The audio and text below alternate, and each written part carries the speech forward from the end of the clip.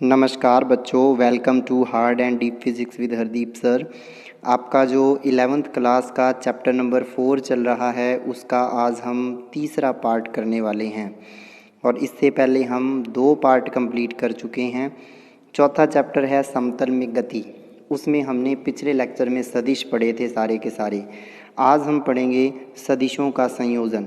सदिश जो प्रकार पढ़े थे सदिशों के, समान सदिश, विपरीत सदिश, एकांक सदिश, वो सारी चीज़ आपको माइंड में अच्छे से क्लियर रखनी है। आज हम सदिशों का संयोजन पढ़ने वाले हैं और सदिशों का संयोजन देखिए 3 तरीके से करते हैं। पहला होता है त्रिभुज नियम, दूसरा होता है सदिश संयोजन का समांतर चतुर्भुज नियम और तीसरा होता है सदिश संयोजन का बहुभुज नियम। त्रिभुज नियम बिल्कुल सिंपल है। देखो, अगर ये कोई सदिश A है और ये कोई दूसरा सदिश B है, अब देखो ये एक ही दिशा में है ना, एक ही क्रम में है यानी कि त्रिभुज की 2 भुजाएं हैं। त्रिभुज की 2 भुजाएं कौन कौन सी भुजाएं हैं? OA और AB, 2 भुजाएं।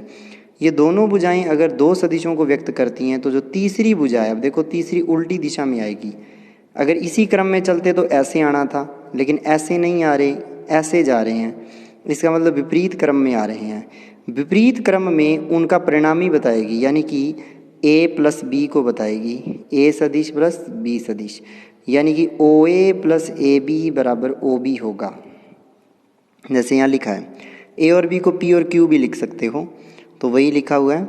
यदि 2 सदिशों को परिमाण व दिशा में त्रिभुज की 2 क्रमांगत भुजाओं द्वारा निरूपित किया जाए, यानी कि परिमाण और दिशा में 2 सदिशों को परिमाण और दिशा में त्रिभुज की 2 क्रमांक दिए। देखिए ये OA भुजा है P, दिख रहा है डायग्राम में, और AB भुजा है Q, और इन दोनों का जोड़ OA प्लस AB बराबर क्या हो जाएगा? आपको OB हो जाएगा। इस तरफ नहीं जाना, इस तरफ आना है उल्टी दिशा में। OB, बीच वाला A हटा दो और B लिख दो OB, ठीक है। 2 क्रमांगत भुजाओं को निरूपित करें तो तीसरी भुजा परिमाण और विपरीत क्रम में परिणामी को व्यक्त करती है।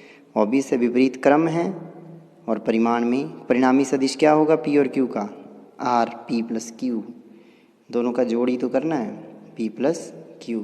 वेरी वेरी सिंपल हो गया त्रिभुज नियम, बस टेंशन लेने की जरूरत ही नहीं है। क्लियर हो गया? आप ऐसे भी इसको बना, यानी कि सीधी सी बात है, ये प्लस ये बराबर ये, P प्लस Q बराबर R, तो इसीलिए लिखा है। OA प्लस AB बराबर OB, बीच वाला हटा दो OB। अब आता है सदिश संयोजन का समांतर चतुर्भुज नियम। इसमें देखिए क्या करना है। समांतर चतुर्भुज क्या होता है? जिसकी आमने सामने की भुजाएं होती हैं समांतर, ऐसे। क्लियर है? यानी कि अगर पहले सिंपल समांतर चतुर्भुज बनाएं तो वो ऐसे बनता है।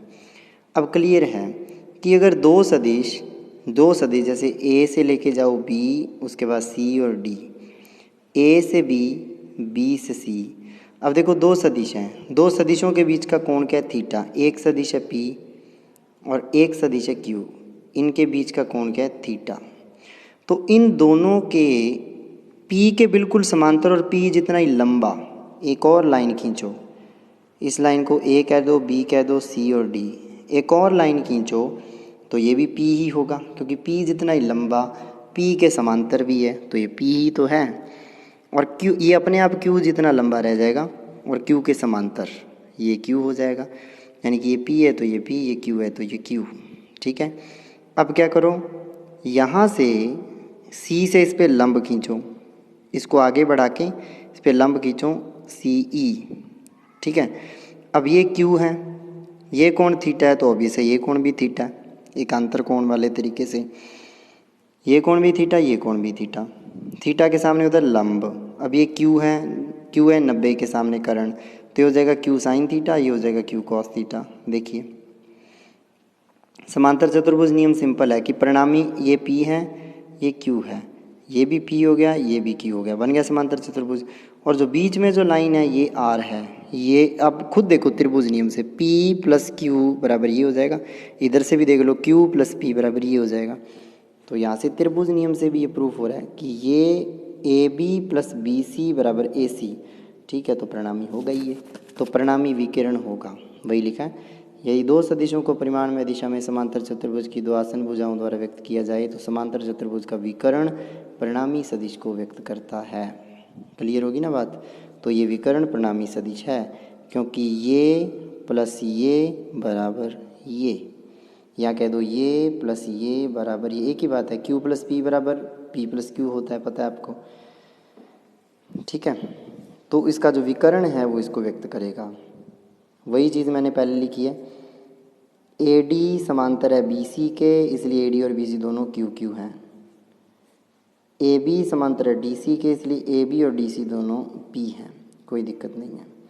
परिमाण में भी समान है, दिशा में भी समांतर है, इसलिए बराबर हो गए। फिर देखिए मुझे क्या निकालना है, ऑब्वियस सी बात है, मुझे ये आर निकालना है। और आर निकालना है, आर क्या है, ए सी निकालना है। तो त्रिभुज देखो ए सी ई, ये जो लंब खींचा है, तो ए सी ई से देखो ये क्या है, कर्ण है, दिख रहा है ना, ये क्या है, कर्ण ए सी, यानी कि ये त्रिभुज ऐसा है, ये ए पॉइंट, ये सी पॉइंट और ये ई पॉइंट, और ये क्या है आपके पास, क्लियर हो गया, ये एंगल अल्फ़ा है। इसका फिर यूज़ होगा, वहाँ पे बताएंगे। सिंपल सी बात है, ए सी का स्क्वायर यानी कि आर का स्क्वायर, लंब है ना, ये क्या है, कर्ण स्क्वायर बराबर आधार स्क्वायर, आधार क्या है, ये ए ई, और ए ई देखो A B plus B E है ना, A B plus B E, यानी कि ए ई का स्क्वायर प्लस ई सी का स्क्वायर। क्लियर, ये देखिए इसका स्क्वायर प्लस इसका स्क्वायर बराबर इसका स्क्वायर। ए ई को क्या लिखोगे, ए ई को ऑब्वियस है A B plus B E लिख दिया, और ई सी वैसे का वैसे पड़ा है। ए बी कितना है, पी है, आपको पता ही है, ए बी पी है, ए बी ये देखो पी है, ऑब्वियस है, तो पी प्लस बी ई का होल स्क्वायर ई सी का स्क्वायर। अब मुझे निकालना है बी ई, तो बी निकालने के लिए ट्रायंगल देखो ये बी, ये वाला ट्रायंगल काफ़ी क्लियर पता चलेगा, बी ई बी सी ई,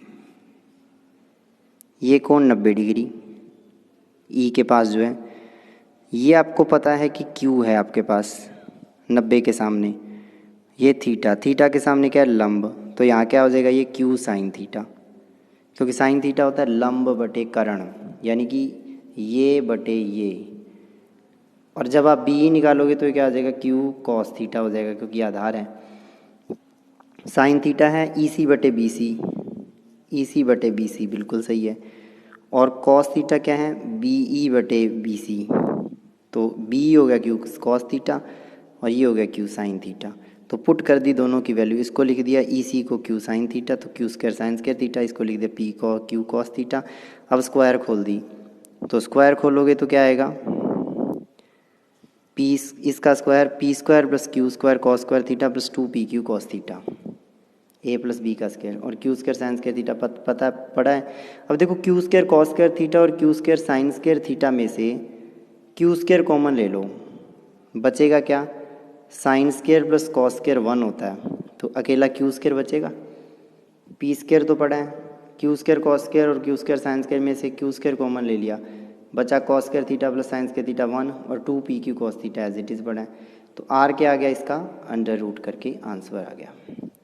ठीक है, अब सिमिलरली आप परिणामी की दिशा निकाल सकते हो ट्रायंगल ए सी ई से, ये रहा, यहाँ से tan अल्फ़ा निकालो ए सी ई से, ऐसे है ट्रायंगल, ये अल्फ़ा ये ए ये सी ये ई, तो ए सी ई से tan अल्फ़ा निकाल लिया, और tan अल्फ़ा क्या आ गया, लंब ई सी बटे आधार ए ई, यानी कि ई सी बटे ए सी क्यू साइन थीटा, ए ई क्या है, ए बी प्लस बी यानी कि P plus Q cos theta, तो ये क्या हो गया, ई सी बटे ए ई क्यू साइन थीटा बटे P plus Q cos theta.